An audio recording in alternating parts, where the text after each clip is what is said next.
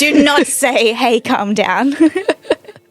Do not say, just relax. Just relax, just chill, Just relax. stress less. So, yeah, it's not going to work. Madison, welcome to Reset. Thank you for having me. Oh, it is so good to have you here. Some of our listeners have probably met you before at a Reset retreat potentially, or maybe they've been one-on-one clients with you in your private psychology practice in Nobbies. But today we're going to dive into a topic that is really close to my heart, and I know yours as well, and impacts so many of the Reset community. Yep. Stress and burnout. Yep, absolutely. I feel like I could talk about this topic for days, but we'll try and encapsulate it in a nice little podcast for everyone. Perfect. Let's do it. Game on. We often hear on social media the concept of a calm nervous system, and I feel like that term is just thrown around these days. But can you explain to us from a psychologist's perspective what our nervous system actually is? Yeah, of course. So our nervous system is the way that our brain communicates with the rest of our body by sending signals via our little nerves all the way to the different parts of our body. So this is made up of two sections. So one of those is about voluntary movement. So this is a bit more conscious of maybe someone asks you a question or tells you to stand up, and then you process that information and then it registers and then you stand up. So that's a voluntary movement that you've told your brain to do. The other one is called our autonomic nervous system, and this is more what's referenced on social media when we're talking about the nervous system or calming our nervous system, because this is what is more commonly termed as our fight or flight response. So that autonomic nervous system is also broken up into two parts. So one of those parts is called our sympathetic nervous system, which is that fight or flight. And the other part is our parasympathetic nervous system, which is more commonly coined as our rest or digest part of our nervous system. So what happens is our frontal lobe and our brain working as a little bit of a watchman and a tower for alert is processing sensory information from the world around us and processing whether that's a threat or not. And if it assesses it being as a threat, it will fire off our sympathetic nervous system and put us in that fight or flight mode, so we're ready to run away or keep ourselves safe if necessary. Okay, so I feel like I've seen some videos online where people are, sitting at their laptop and complaining that their brain doesn't realize, or their nervous system doesn't realize, whether I'm getting chased by a tiger or I'm just getting an email from my boss. Yeah. Can you explain why our bodies haven't caught up? Like, what is happening there? Unfortunately, our evolutionary makeup is that it assesses these threats, whether they're physical or emotional, and reacts the same way. Our evolution hasn't quite caught up with how we've evolved and intellectualized over the years. So this response is part of our core makeup as being a human being, and it's us to the core. And unfortunately, we can't get rid of that. And unfortunately, our brains will react to a bit more of that emotional threat, which I would call an emotional threat, getting a text, an email from your boss or something like that, rather than a physical threat, which I would describe as being as if something was running towards you, like a big dog or a scary animal or something. Okay, so our bodies are just trying to keep us safe, but sometimes it's a little bit misdirected. Sometimes it feels like it's working against us, and actually it makes us feel, sometimes it feels like it's causing psychological distress for us because we're trying to battle against that as well. Okay. And there's a lot of goal-driven high achievers that listen to this podcast. Should we have a goal? Like, is it even possible to have a calm nervous system 100% of the time? Absolutely not. Absolutely not. No, that would be quite counterproductive. We actually need some levels of stress to keep us motivated. So there are some categories, there are 3 categories of stress. So we've got eustress, which is actually a positive stress that keeps us motivated. Then we've got distress, and then we've got burnout. We need that positive stress to keep us motivated and encourage us to keep moving forward. Otherwise, we're bored. Okay. A lot of people that come to our retreats, they come because they're feeling really burnt out. Can you explain the difference between that maybe good level of stress and burnout, and what are some of the warning signs of each? Yeah. What categorizes the stress from the burnout is a couple of things. But firstly, I'll just go over the stress response a little bit more. So with our stress response, how our body is designed is that the stress will come in, we assess it, we can protect ourselves, we get out of there, all the stress goes away, and then our body can regulate back down into the rest digest zone. What is happening with a lot of emotional stresses, which is then leading to a lot of workplace burnout, is that stress isn't coming in and going away like our body is designed for. So then we get that accumulative nature of the stress continue, and we get that feeling of like everything piling on top of each other.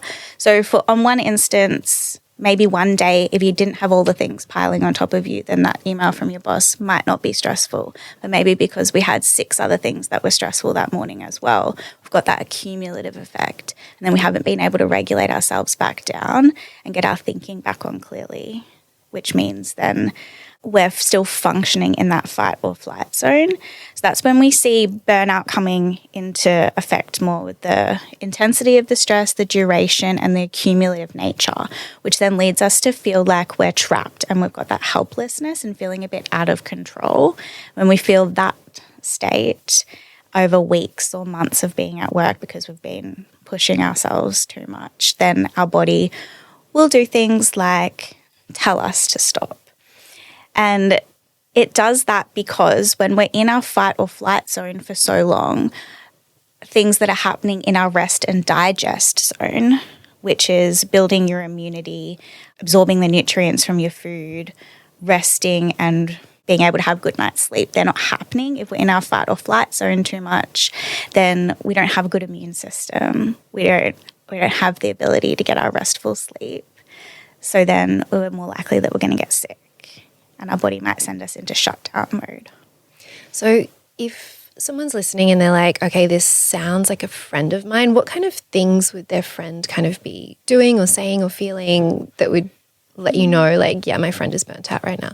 Oh, maybe things like, I can't do this anymore, or I feel trapped, or I feel stuck. That real themes of helplessness and hopelessness would be something. If you see your friend maybe diving for a bit too much substances, like maybe drinking too much or even using drugs on the weekends, trying to escape to try and get out of that sensation, maybe having extra sick days from work, pulling away and isolating from their friends and family, those types of things. Yeah, interesting. I know when I've experienced burnout in the past, I somehow still managed to give almost my best self at work, but what tended to suffer was everything outside of work. Just like, I remember Alex asking me one night, oh, what do you want to have for dinner? And I just broke down in tears because I was like, no more decisions, no more responsibility. Because you just can't do it. You don't have that thinking ability. You've given everything.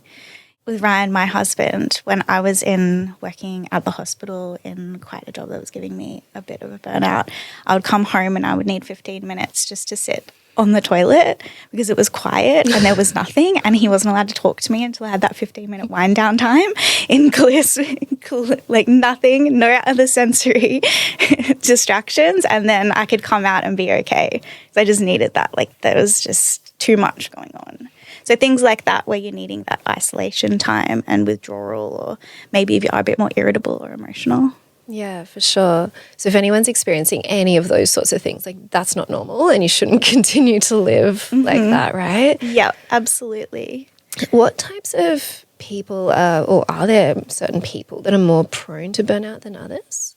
Yeah, absolutely. So we've got people that do have those perfectionistic traits.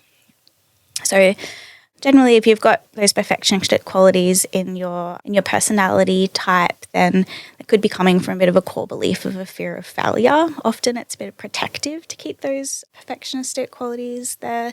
I'm trying to keep everything perfect so we're not making a mistake, but then that then keeps you in a perpetuating cycle of needing to keep going. And then we've got people that are people pleasers, so they can't say no, or they feel like that they don't have the ability to put a boundary in place, so they'll just keep being asked to do things even though they're beyond their capacity to do it, and they'll continue to say yes. people that have diagnosis of ADHD, so the dopamine chasing, often then they'll be like onto the next, onto the next, onto the next, onto the next, until then that burnout happens and you can't do it anymore. And then if people have experienced any levels of trauma, maybe childhood trauma or big traumatic events, they might not have the capacity to deal with the same level of stress maybe that they used to, or as the other people around them. Yeah, so interesting. A tool that you like to teach at our retreats, and I'm sure you use it with your clients, and I feel like once people are aware of this tool and this framework, you're looking at me like, which one are you going to say? I was trying to open the folder in my brain before you say it preemptively.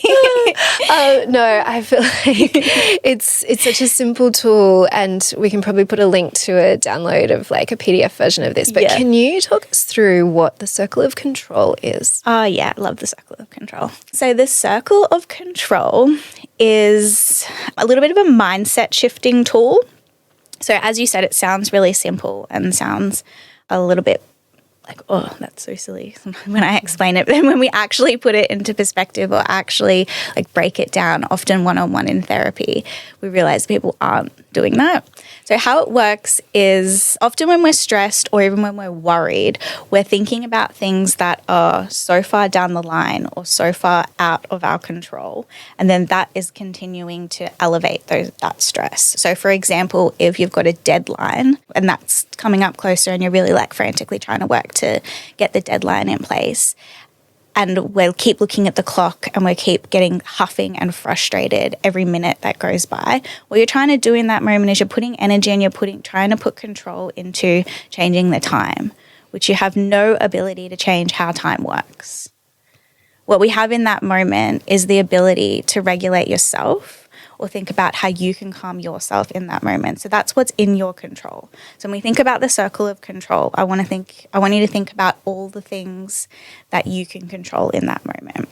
So often those things are how you speak to other people, how you regulate yourself, like I mentioned before, maybe doing deep breathing, maybe getting up and taking 2 minutes to walk away and get your thinking back on track might regulate yourself a bit more so you can be more productive for the rest of that time. How you do your self-cares. And then often with my clients, we'll work on, okay, we've done all of that stuff. Now let's think about what's the one step next forward. What do I need to do to take one step forward? So what's that one thing in my control? So then we're breaking it down to what's step one. So if it's that deadline example and everything's feeling a bit scattered because we're in fight or flight mode, maybe we need to come back and think, okay, where do I start? Is it opening up the document? Is that step one? Is it asking somebody if you can help delegate the work? Is that step one? Like, what does that look like? Where is the next step forward? Rather than trying to look for the end result, where we're often trying so hard to jump to the finish line, which is completely out of our control, that we're not focusing on the things that are right in front of us that are in our control. Yeah, beautiful. And I know when you draw it, it's kind of, for anyone watching the video right now, it's like a circle in the middle, which you write, like, these are the things within my control. And then there's 2 other rings around that. So there's the circle of influence. Yeah, which is the next one, which is level 2. And then level 3 on the outside circle is the things that are completely out of your control. So the things in your influence might be, you don't have direct control over them, but they're things that if how you're behaving, it might impact the people around you. So things like if you're having a complete carry-on and a meltdown at your desk and you're in a shared office space, then the things that are in your influence are all the people around you that you're bleeding that stress out to. I know, like I think we've spoken about before, Ash, that stress is contagious, and then that would be one of those things.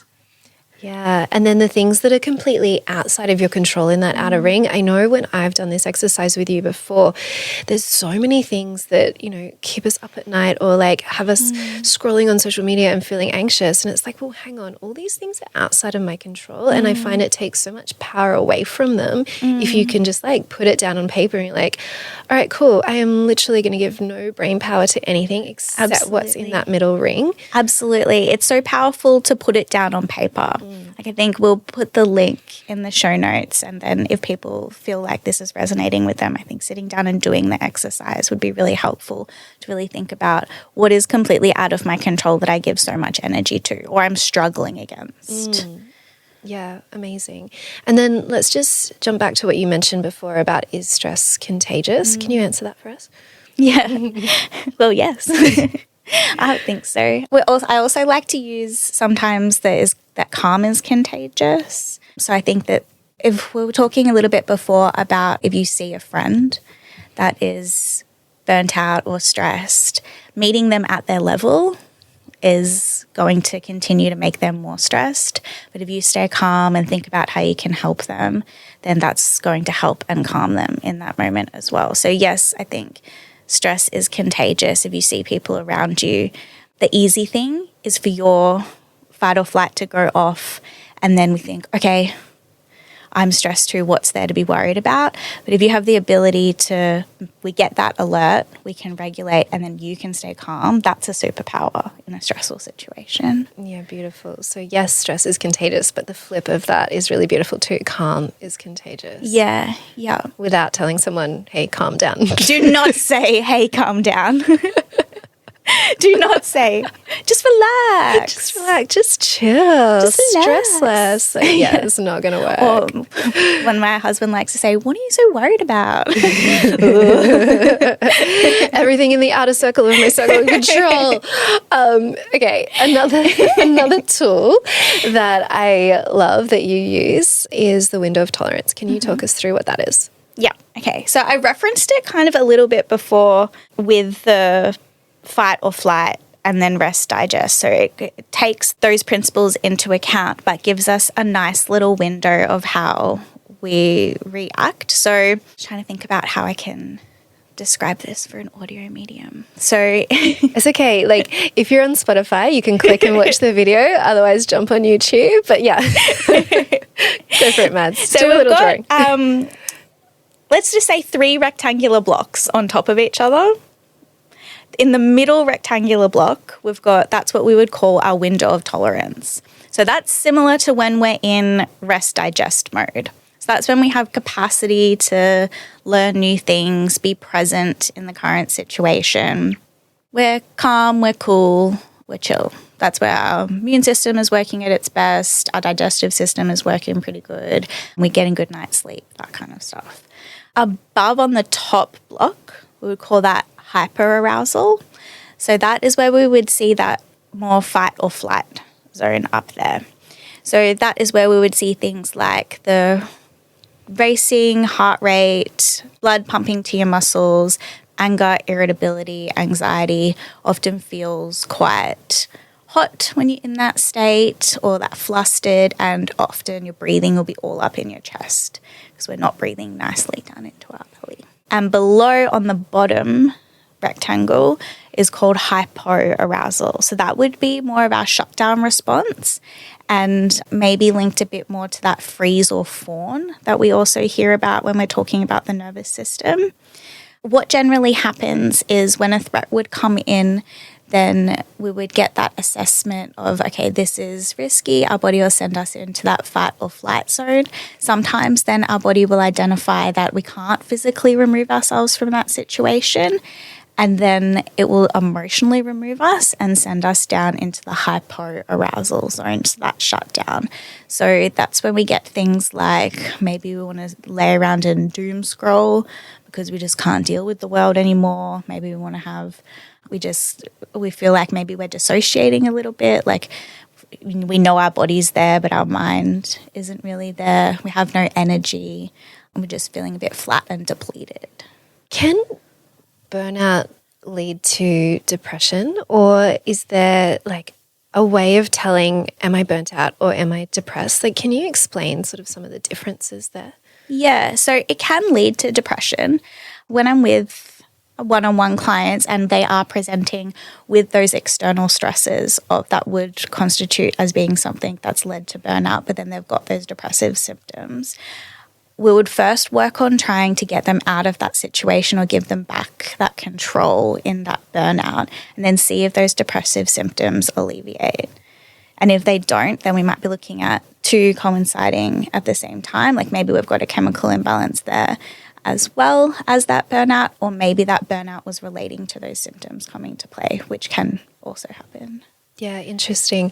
I've noticed a lot of high achieving friends and clients throughout the time. A big red flag for me, and if someone's dreaming of this kind of business and it's not linked to burnout, then like good on you. But I often hear like these fantasies come up of, I just want to quit everything and open a florist, or I want to quit everything and open a coffee shop. I want to move to an island and do this. For me personally, I remember once saying like, I wish I just had a job where I laid bricks, because it's so straightforward and I know exactly what the next move is. There's no thinking. If people are going through that kind of headspace right now, seeing a psychologist is a really great way to start to wrap your head around, where am I at? Where is this coming from? Do I actually want to open a coffee shop and give away my career I've worked 10 years to build? Or is it a symptom of something else? Not everyone has the time or resources to see a psychologist. What do you recommend they kind of do as a starting point if they're sort of wanting to escape their life right now? Yeah, okay. That's a really good question. It really depends. So I've got like a couple of things there. So you said about you wanting to go and lay bricks, which just for the record, like that never happened, but I was at that state. I was like traveling all over the world, like leading teams, launching products, doing this really cool stuff. It was like Emily in Paris vibes, but Ash in London. But I was just so exhausted and burnt out that I just wanted something where like I was told what to do next, and it was so, pattern based. Yep. Okay. So for something like that, I would want to look at what someone's values are. So you can get lots of different resources on values or on life goals and things like that online just by Googling some stuff. Do you have some on your Instagram? Should we be checking out your page? No. Not yet. She says not yet. Not yet. Post incoming. Because I want to know whether are you just feeling a little bit helpless at the moment and you're trying to find a solution to escape? Or is that actually going to be something that's going to give you life purpose and fulfillment? So with that, we can reference a little bit of that Yerkes-Dodson performance and stress What is that? bell curve. So I do this in the workshop as well. I wasn't paying attention in that part of the workshop. No. So a little bell, like a standard bell curve, in the center where it hits its peak, that's where we see our eustress and our motivating stress. So we've got on the bottom scale, the bottom axis, I don't know my X and Y axis, send me back to primary school. We can do like some arms here. Again, check the video. The bottom axis is stress, and then the side is performance. So when we've got the top of the bell curve and we've got a nice medium partway stress, we're at our peak performance. So that's challenging us enough that it's keeping us motivated, but it's not putting too much pressure because we're seeing growth, we're seeing like everything in a nice stride, but we still feel like we've got enough control over what's going on. We've got a bit of autonomy. We feel good. On the far end of maximum stress, I think we can guess that would be burnout, and then we see performance drop off a cliff. And then on the other end where we don't have enough stress and performance is down at the start, that's boredom.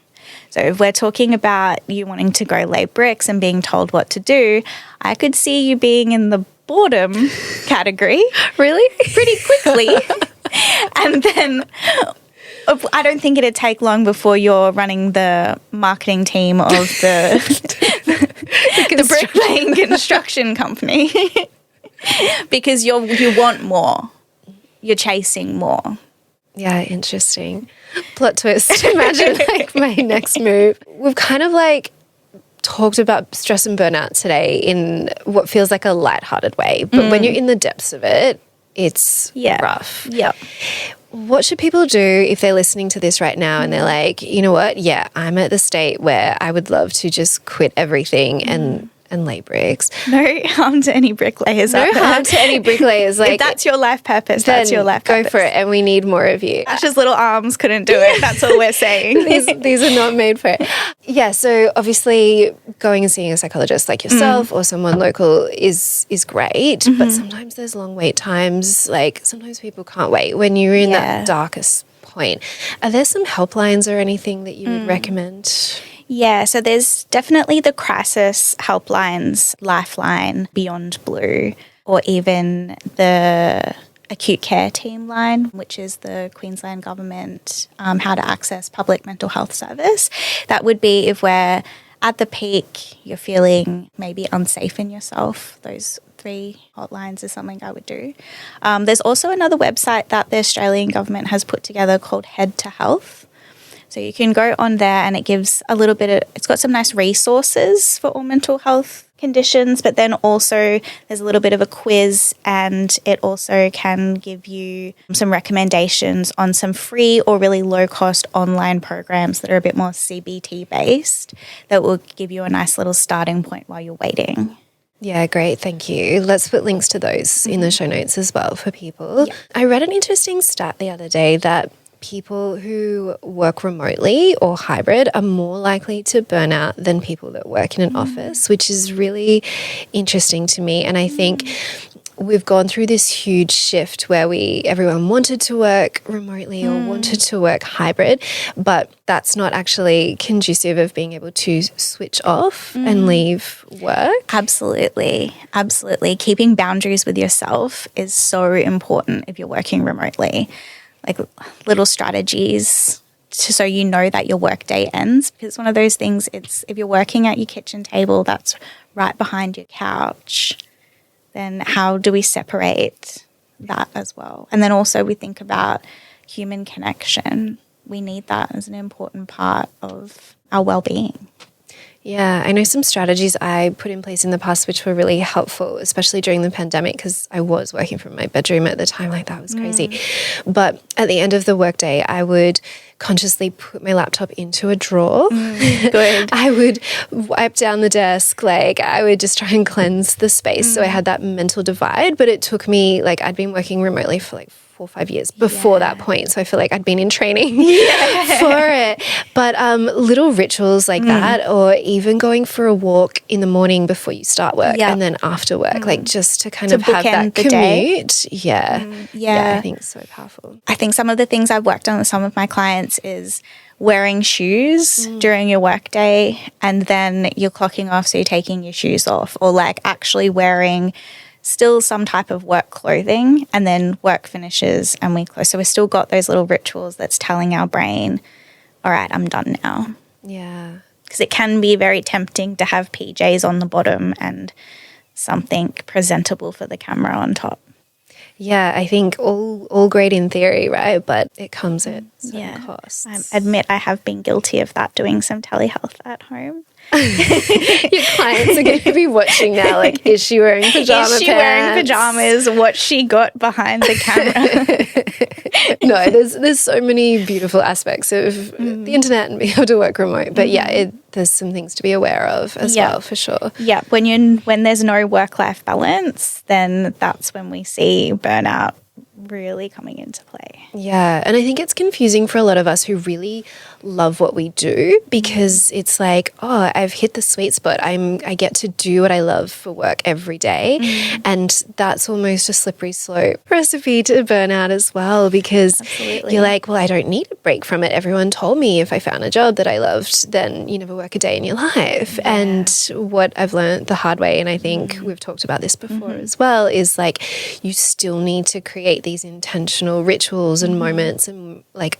opportunities to step away, and then you come back so much fresher and so much more productive for it. Absolutely. Yeah, couldn't agree more. That is, hit the nail on the head. Tell me, is there anything we haven't discussed today that you think more people need to know? I think I'll probably just touch on again with the psychology, what you said. I think if you're noticing that you're falling into these patterns of stress and burnout a lot. Like you change the job and then it feels good for a little while and then all of a sudden we're burnt out again. Or maybe you're constantly getting into relationships that bring you that burnout or sense of not being in control. Like can't stress it enough. I can't recommend enough seeing a psychologist for one-on-one therapy to talk about what's going on that is something that's about you that's leading you to fall into these situations, because unfortunately you're the common denominator if we keep falling into these patterns. So we need to work out where is this coming from, why is that happening, and give you the better skills to help you moving forward and get you thriving, not surviving every day. Yeah, no, that's such a good point. And I was actually just chatting to a friend yesterday, and she is classic high achiever, loves to be super busy, and she's started a new job and she's very aware that she's prone to burnout. And so something that she's doing, which I think is really cool, is she's really goal driven. So she knows like her KPIs and targets in the new job, but she's also setting some for her personal life. Beautiful. Of what that looks like. And does that include switching off at a certain time in the evening? Does it include having Saturdays that are tech free? Like what does that look like for her? And I think that's a really cool way to tap into her natural personality type that is goal and target driven. Absolutely. But making sure there's goals on both sides of your life. Yeah, we've got things everywhere. Yeah, because there is definitely that honeymoon period when you go into a new job where it feels really good. And then that would be like, if we come back to that bell curve, is right at the start when we're in that honeymoon period, it all feels nice, it all feels good. We're in that growth, we're in that good stress zone. But then because of other factors of who you are, then we take on way too much and then we fall back down into the burnout category. So that would be something to unpack with a psychologist. Why does that keep happening? Why do you feel like you need to do that? Yeah. I know that you personally have done a lot of self-work in putting in boundaries and making sure that when life gets crazy busy, you take moments to reset. But what's your favorite way to reset at the moment? I'm probably going to say something a little bit controversial here. Do it. I think maybe other psychologists wouldn't agree. But what I think has always worked for me is when I get to a stage of I'm doing too much or a little bit, I'm just feeling exhausted, I give myself permission to have like a veg out doona day. I watch my favorite classic TV shows or movies, like normally like binge watch Harry Potter or something, classic millennial over here, and don't put too much pressure on myself. I'm allowed to do that, give myself permission to do that for a day, really switch off from the world and then come back at it, get back to my nice routine the next day, which would be like going for a nice walk, getting a bit of movement, making sure I'm eating all the right foods, but allowing myself to have a day where it doesn't matter. It's just been really freeing for me. Yeah. I love that. We in our house, we call that an adult snow day. And That's so cute. I love that. Sometimes we're like, it's a snow day. Just like permission to chill and literally do no adult responsibilities and just sometimes we need it. Yeah, and put on something on the TV that's just light and fluffy and airy, and you know how it's going to end. So there's no curveballs. There's nothing's unpredictable. It just feels nice. It's like giving your brain and your body a little hug. Yeah. So you've mentioned Harry Potter, the movie. Is there also a book that's had a positive impact on your life that you think more people should read? Yeah, I think I'm going to be basic psychologist or basic therapist here and say The Body Keeps the Score by Bessel van der Kolk. I think it just explains so amazingly, and really it has informed how I practice as well, how we can't separate the mind from the body. Trauma will show up in our body and we need to think about how we're going to work through that as the mind and the body being together, not trying to separate the two of them. And I just think that's a really beautiful concept and really informs how I practice as a psychologist.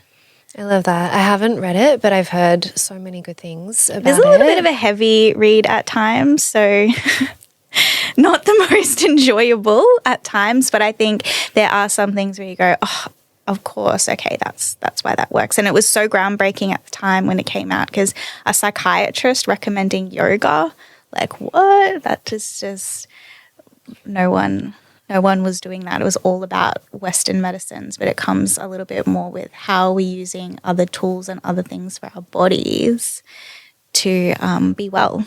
That's great. If anyone's looking for personalised support and they want to get in touch with you, what are the different ways they can work with you?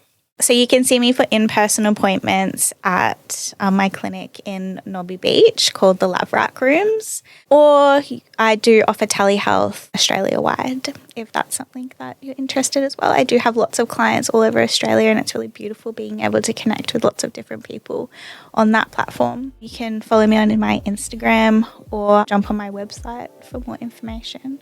Mads, thank you so much for joining me on the podcast today. Thank you so much.